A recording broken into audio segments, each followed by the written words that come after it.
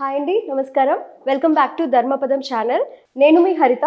మనకున్న చిన్న చిన్న ధర్మ సందేహాలను తీర్చడానికి ఈరోజు మనతో పాటు శ్రీ విద్య ఉపాసకులు, ప్రముఖ జ్యోతిష్యులు, ఆధ్యాత్మికవేత్త సారంగ నాగేశ్వర శర్మ గారు మనతో పాటు ఉన్నారు. మరి ఆయనతో మాట్లాడి మనకున్న చిన్న చిన్న ధర్మ సందేహాలని తెలుసుకుందాం. నమస్కారం గురుగారు. నమస్తే అమ్మా. ఎలా ఉన్నారు? బాగున్నాను.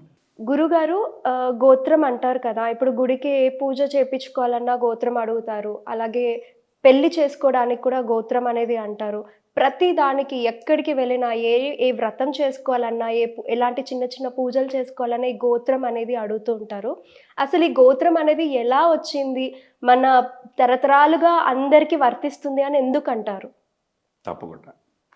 ఓం దుర్గే స్మృత హరసి భీతిమశేష జంతో స్వస్తే స్మృత మతిమతీవ శుభాం దదాసి దారిద్ర్య దుఃఖభయహారిణిగా త్వదన్యా సర్వోపకారకరణాయ దయాద్రజిత్త.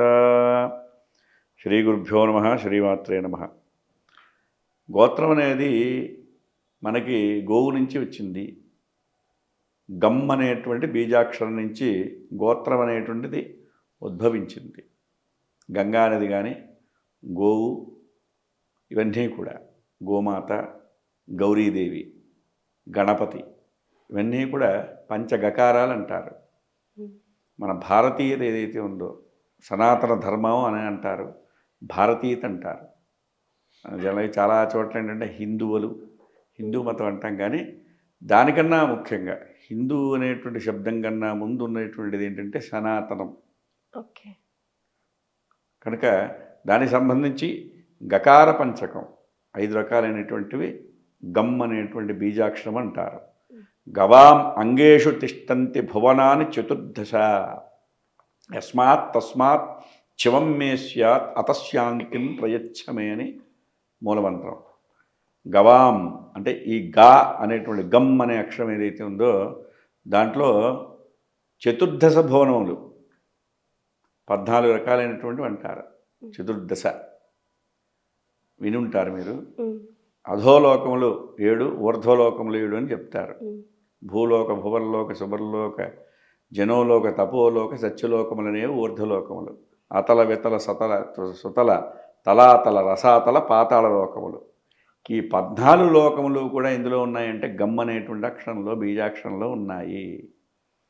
కనుక అందులోకి సంబంధించి ఈ 5 గోత్రం అనేటువంటిది, గమ్ అనేటువంటిది త్రం అనేటువంటిది 2వ బీజాక్షరం.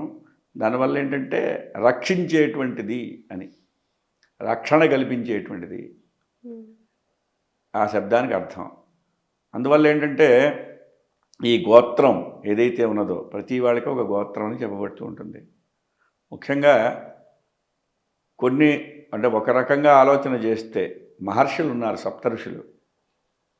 ఈ సప్తఋషులు తాలూకా ఎవరైతే వాళ్ళ నుంచి మనం వచ్చాము అని చెప్పబడుతూ ఉంటుంది. ఈ చతుర్దశ భువనములు కానీ ఏర్పడినటువంటి మనుష్య జాతి ఏదైతే ఉందో ఇదంతటికీ మూలం మహర్షులు. ప్రతి మంత్రం కానీ ప్రతి వ్యక్తి ఇండివిజువల్గా వారి నుంచి వీళ్ళంతా వచ్చారు అనేటువంటిది మనం తెలుసుకోవడం కోసం. అట్లాగే మన బ్లడ్లో కానీ ఇప్పుడు జీన్స్ అనేది ఏదైతే చెప్తారో దానికి కూడా కారణభూతం అదే. మనం వెళ్ళి దాన్ని ఎగ్జాక్ట్గా పదం ఏంటో నాకు జ్ఞాపకం రావట్లేదు, కానీ దాన్ని ఏదో జయామెట్రిక్ అనేదో అంటారు. అది మనం ప్రతి వాడి శరీరంలో, రక్తంలోని వాటిలో ఉంటుంది. అది దాన్ని పరిశీలన చేస్తే వీడి ఈ ప్రాంతం వాడు అని చెప్పడానికి అవకాశం ఉంటుందని జెనెటిక్స్ అనుకుంటా. దానికి సంబంధించింది గోత్రం. ఓకే, మన జెనెటిక్స్కి సంబంధించింది గోత్రం. అది దేనికి ఎవరికి సంబంధించినటువంటి వాళ్ళం అనేటువంటి దాన్ని అది గోత్రం ద్వారా అది మనం తెలియబడుతూ ఉంటుంది. ఓకే, సైంటిఫిక్గానే ఇది అయితే సైంటిఫిక్గా 100%, 200, 1000% అనుకోండి. పూర్తిగా సైంటిఫిక్గా ఇదంతా కూడా. సైన్స్కి అందనటువంటి విషయాలు, రహస్యాలు, తత్వరహస్యాలు కూడా మన దగ్గర ఉన్నాయి. ఇవి మేబీ రాబోయేటువంటి 1000 సంవత్సరాల తర్వాత వాళ్ళు తెలుసుకోవచ్చు. కొన్ని కోట్ల సంవత్సరాల క్రితమే మన వాళ్ళు తెలుసుకుని నీది గోత్రం రా అని చెప్పారు. అలా అన్నమాట. ఆ గోత్రంలో కూడా కొన్ని గోత్రములు అనేటువంటివి, ముఖ్యమైనటువంటి కొన్ని గోత్రములు అనేటువంటివి ఋషుల పరంపరాగతంగా చెప్పారు. చతుస్సాగరపర్యంతంగో బ్రాహ్మణేభ్య శుభం భవతు అని ఆంగీరస బారహస్పత్య భారద్వాజత్రయారుషేయ భారద్వాజస గోత్ర ఆపస్తంభసూత్ర కృష్ణయుజుశాఖాధ్యాయీ అని వాళ్ళ పేరు. ఫలానా శర్మ హంభోభివాదయే శాస్త్రి గుప్తా ఇలాగా ఇంటి ఫ్యామిలీ వాళ్ళ పేర్లన్నీ కూడా వాళ్ళ పేరుతో సహితంగా ఆ ప్రవర అనేటువంటిది, ప్రవరాన్విత అంటే ఎక్కడి నుంచి వచ్చాము, ఏ పరంపర అనేటువంటిది. అందుకే చాలామంది అంటారు కొన్నిటి వ్యవహారాలకి కొందరికి ఆ ప్రవర ఎక్కడి నుంచి వచ్చారని తెలియదు. వాడు ఉంటాడంతే, వాడి పేరు తెలుస్తుంది, ముగ్గురు గురించి చెప్పగలుగుతాడు, తాత ముత్తాత చెప్పగలుగుతాడు, ఆ పైతరాలు చెప్పలేరు. మనం 1000 మంది చెప్పచ్చు వెనక వాళ్ళని. మనకు సంబంధించింది ఈ హైందవ ధర్మం కానీ సనాతన ధర్మాచరణ చేసేటువంటి వాళ్ళు వరుసగా వెనక్కి వెళ్తే మా నాన్నగారి పేరు, మా తాతగారు, ముత్తాతగారు, వాళ్ళ తాతగారు, అలాగా ఓ 50 మందిని మినిమంగా మనం అంటే జ్ఞాపకం ఉంటే 50 మందిని చెప్పచ్చు. ఇంకా కావాలంటే ఇంకా పైకి కూడా చెప్పచ్చు. ఎందుకంటే ఓ పితృకార్యం చేసిన, ఓ దైవకార్యం చేసిన, ఏం చేసినా కూడా వాళ్ళ పేర్లు చెప్తారు. వివాహంలో కన్యాదానం చేసినప్పుడు అన్నీ చెప్తారు. చూస్తున్న వాళ్ళకి అది తెలుస్తుంది.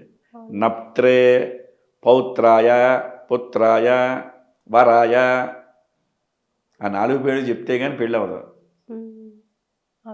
నప్త్రే అంటే మునిమనవడు, ఫలానా సుబ్బారావు గారి మునిమనవడు, ఫలానా అప్పారావు గారి మనవడు, ఫలానా సత్యనారాయణ గారి కొడుకు, ఈ పేరు కలిగినటువంటి వరుడు, లక్ష్మీనారాయణ స్వరూప వరుడు వీడు అని చెప్తున్నాం. సనాతనం అలా వస్తుంది. అందుకే ఏం చెప్పారు, సదాశివ సమారంభాం వ్యాస శంకర మధ్యమాం అస్మదాచార్య పర్యంతాం వందే గురు పరంపరాం అని. ఇదంతా విద్య కానీ గోత్రము కానీ జన్మ కానీ ఇవన్నీ కూడా పరంపరాగతంగా వస్తున్నాయి. ఇక్కడ అవిచ్ఛిన్నంగా, ఎక్కడ బ్రేక్ లేకుండా.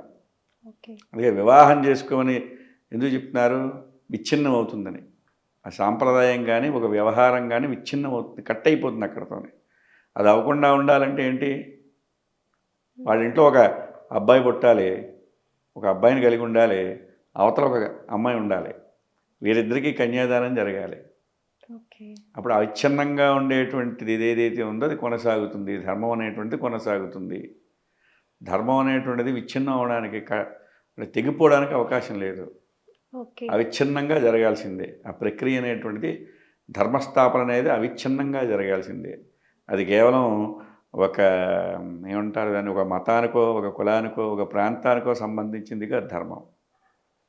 యూనివర్సిటీగా ఇందాక చతుర్దశ భువనములు ఎందుకు కూడా ధర్మం ఉంది. భూలోకంలో ఉండవలసిన ధర్మం భూలోకంలో ఉంటుంది, భువర్లోకంలో భువర్లోకంలో ఉంటుంది, పాతాళం లోకంలో ఉండవలసిన ధర్మం పాతాళంలో ఉంటుంది. సో గురుగారు ఇందుకేనా అంటే ఒక అమ్మాయికి అబ్బాయికి పెళ్లి జరుగుతుంది అంటే ఇద్దరిది ఒకటే గోత్రం అయి ఉండొద్దు అని అంటారు, ఇందుకే అయితే. ఖచ్చితంగా. కానీ ఇప్పుడు ఈ మధ్యలో ఏమవుతుంది అంటే కొంతమంది అక్కడక్కడ చూస్తున్నాము, ఇద్దరికి ఒకటే గోత్రం ఉన్నా పర్వాలేదు పెళ్లి చేసేయచ్చు అన్నట్టుగా అంటున్నారు. నేను 1-2 చోట్లలో విన్నాను. మీరైతే ఏమంటారు గురుగారు? మీ మాటల్లో వినాలనుంది. నా మాటల్లో వినాలంటే అది కూడదనే చెప్తాను నేను. అంటే వెర్రితరలు అనేది అంటారు, వెర్రితరలు వేస్తున్నది సమాజం అనేటువంటి దాంట్లో రకరకాలైనటువంటి వస్తున్నాయని. ఇప్పుడు మీరు ఇందాలన్నట్టుగానే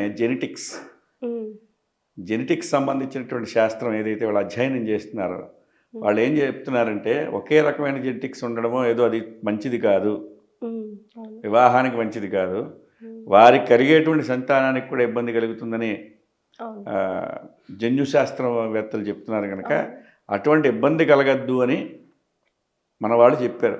ఒకే గోత్రం ఉన్నవాళ్ళు చేసుకోకండి, అన్న చెల్లి లేదా అక్క తమ్ముడు ఇట్లాంటి రిలేషన్, తల్లి కొడుకు అనేటువంటి రిలేషన్ వస్తున్నది వాళ్ళ మధ్యలోని, పిన్ని కొడుకు ఇట్లాంటి రిలేషన్ కింద వస్తుంది. అది కనుక జెనెటిక్స్ ప్రాబ్లం వస్తుంది అంటే చెప్పడం ఇలా చెప్పారు, బాహ్యంగా వస్తుందని. అదే మీరు చెప్పినటువంటి దాంట్లో ఇంకా చాలా అడ్వాన్స్డ్గా ఉన్నారు. మీరు చాలా మొహమాట పడి చాలా తక్కువగా అడిగారు. అవును, అంటే ఎంత దూరం సంబంధమైనా సగోత్రీకులు చేసుకుంటున్నారనేది చాలా తక్కువ స్థాయిలో అడిగారు. అబ్బాయి అమ్మాయి చేసుకునేటువంటి సృష్టిలో ప్రపంచంలో మనం బతుకుతున్నాం. కాబట్టి ఇంకా దానికన్నా విపరీత ధోరణి ఉండదు. అంత విపరీత ధోరణిలో ఉండేటువంటి పరిస్థితుల్లో సనాతనాన్ని ఆశ్రయించి సనాతన ధర్మాన్ని ఉంటూ దాన్ని ఇంకా ముందుకు తీసుకెళ్ళాలనేటువంటి భావనలో ఉన్న మా బొట్టి వాళ్ళం మేమే దాని గురించి చెప్పడానికి ఏముంటుంది. అయ్యో. రిలేషన్ అంటే వాళ్ళు ప్రత్యక్షంగా సగోత్రీకులే కాదు అసలు, ప్రత్యక్షంగా కూడా అన్నా చెల్లెయే అనేటువంటి వాళ్ళు కూడా వివాహం చేసుకుంటున్నారు. పిన్ని కొడుకు అనేటువంటి సంబంధం అంటే వాళ్ళు దూరమైనా దూరం రిలేషన్ అయినా వయసుతో సంబంధం లేకుండా వయసుతో సంబంధం లేకుండా పిన్ని కొడుకు అవుతాడు. వాళ్ళు కూడా హాయిగా వివాహం చేసుకుంటున్నారు. తర్వాత అదే చెప్పానుగా చెల్లి వరుస అయినటువంటి అమ్మాయిని కూడా చేసుకుంటున్నారు. గోత్రాలు వేరైనప్పటికీ కూడా ఇప్పుడు పిన్ని కూతురు అనుకోండి, పిన్ని కూతురు మనకి సగోత్రం అవదు, వేరే గోత్రమే అవుతుంది. అయినప్పటికీ కూడా అది కూడదనే శాస్త్రం చెప్తున్నది కదా. అట్లా మాట. కనుక అలాంటివి మీకు దాని గురించి మీరు ఏం చెప్తారంటే ఏం చెప్తాం, అది అధర్మమే అని చెప్తాం. ధర్మ విరుద్ధమే, ఖచ్చితంగా 100% ఖండించవలసినదే దాన్ని. తద్వారా ఏంటంటే వాళ్ళు శారీరకంగా కానీ మానసికంగా కానీ ఇబ్బందే పడతారు ఎలాగైనా సరే. సమాజం వాళ్ళని స్వీకరిస్తుందా వెలివేస్తుందా అనేది పక్కన పెడితే నువ్వు పర్సనల్గా నువ్వు సఫర్ అవుతావా లేదని చూసుకోవాలి ఎవరైనా సరే. ఏదైనా మనం ఒక పని చేసినప్పుడు మనం ఎంతవరకు దాన్ని స్వీకరించగలుగుతాం, ఎంతవరకు ఇబ్బంది లేకుండా ఉంటాం అనేటువంటిది ముఖ్య ఉద్దేశం. ముఖ్యంగా ఈ తరంలో ఉన్న వాళ్ళకి గోత్రం అంటే అసలు ఏంటి గోత్రం అనేది చాలా మందికి తెలియదు గురుగారు. అలాంటి వాళ్ళకి చాలా చక్కగా సమాధానం చెప్పారు మీరు. సో చూశారు కదా, ఇంకే విధమైన ధర్మ సందేహాలు ఉన్నా కింద కామెంట్ సెషన్లో తెలియజేయండి. Thank you.